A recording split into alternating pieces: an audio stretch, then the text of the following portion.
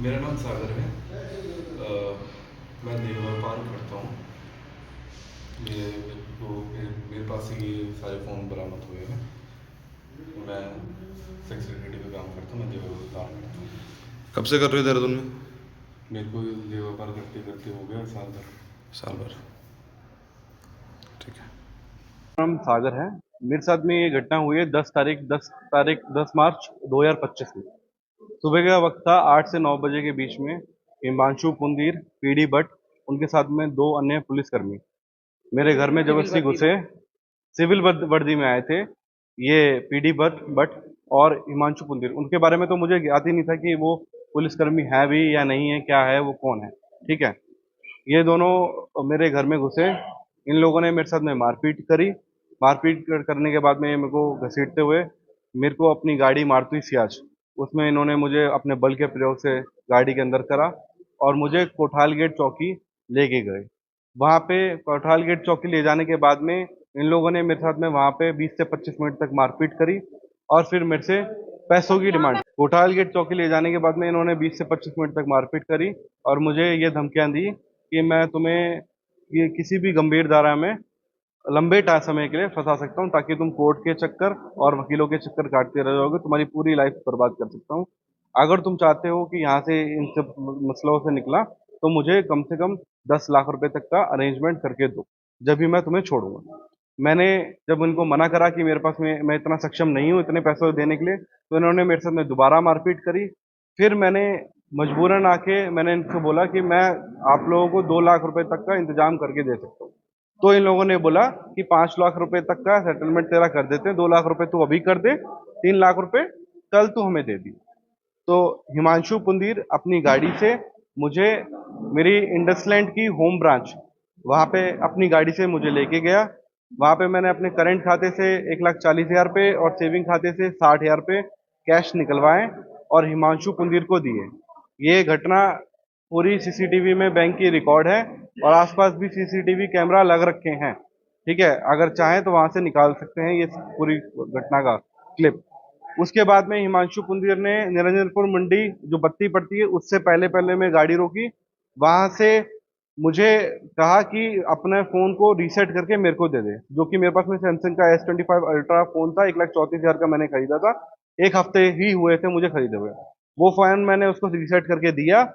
Plus उसने मुझे मुझसे मेरी अंगूठी सोने की और चैन सोने की, वो दोनों चीजें भी ली और ये कहा कि जब तू ये पूरे बकाया 3 लाख रुपए मुझे दे देगा कल में, तो मैं चीजें तेरे को लौटा दूंगा।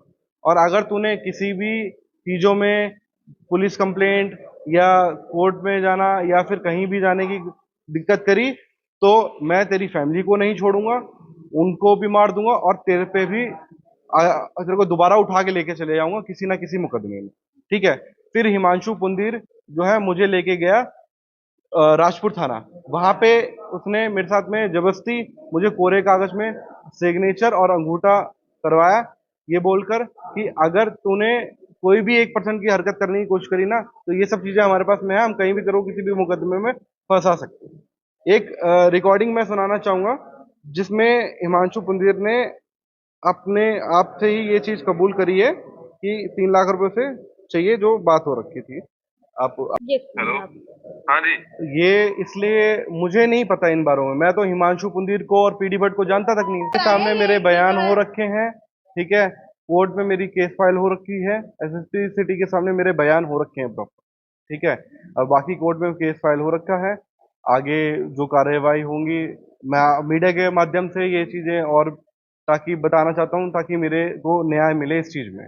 और ये रिकॉर्डिंग है हिमांशु पुंदीर की, जो मेरी बात हुई उससे। हिमांशु भाई, मैं ये कह रहा हूँ कि एक चीज की छोटी सी पूछनी थी आपसे। जैसे मान के 2 लाख रुपए जा चुके हैं, पेंडिंग 3 लाख बचे हैं। 3 लाख के बाद में ये मैटर खत्म तो हो जाएगा ना, फिर उसके बाद तो नहीं है क्या बोलते कि आगे दिक्कत पड़ेगी?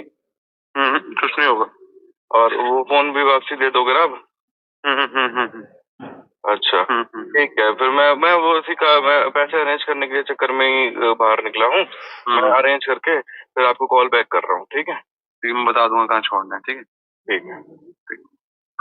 और अब आप बताइए कि मैं ये रिकॉर्डिंग खुद से थोड़ी ना बनाऊं। मैंने उनको हिमांशु भाई एक, अब क्या है ना कि किसी ने मारपीट करी है हमारे साथ में, बुरी तरह मारपीट करी है, तो अब उनको ये तो है नहीं कि बोलते गुंडागर्दी से बुलाएंगे, तो मैंने उन्होंने अपना हिमांशु पूरा भाई रुतबा को दिखाया कि मैं क्या हूँ। बकायदा गाड़ी के अंदर जब पिस्टल दिखाई है, बंदूक की नोक पे बोला गया है। जब इन्होंने कहा कि मुझे मेरे किसी रिलेटिव से बात करवा दो, मैं इनकी बहन हूँ, तो बहुत बोला इन्होंने कई बारी कि वो क्या है। नहीं तो कहीं फोन में ही धमकी ना देने लग जाए कि मैं तेरे को अभी आ रहा हूँ उठाने के लिए, क्योंकि घर अभी तो तो उसने देख देख लीजिए ना रखा है कि मुझे। हाँ, आप पता चल गया इसको कि मैं क्या हूँ, क्योंकि इन्होंने ये बोला कि मेरी किसी से बात करा दो, मेरे घर या मेरी बहन से, किसी से भी। तो उन्होंने कहा ऐसा है कि ये बंदूक दिख रही है, यहीं के यहीं अभी तेरा ढेर कर देंगे। तो इन्होंने ये भी बोला बकायदा कि ठीक है, या तो आप ये बंदूक मेरे को चला दो, मुझे मार दो, या तो मेरी फैमिली मेंबर से किसी से बात करा दो, या तो मैं गाड़ी चलती गाड़ी से कूद जाऊंगा। ठीक है ना।